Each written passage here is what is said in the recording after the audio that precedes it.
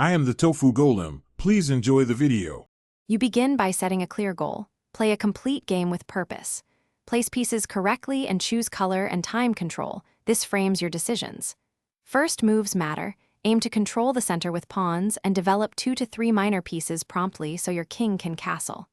Once done, make logical opening choices driven by principles rather than memorization.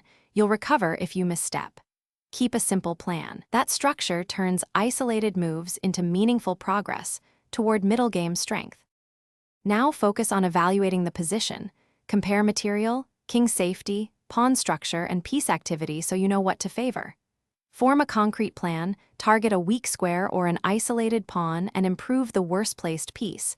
Trade pieces if it helps your plan. Make sure to scan for tactics constantly, calculating 2 to 4 moves to avoid blunders. Once you see a forcing line, verify it. This disciplined assessment turns abstract ideas into precise, practical moves that steer the game toward in the final phase, convert advantages.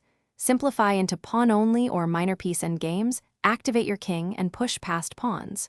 If you're behind, generate complications, checks, sacrifices, and counterplay to create practical chances.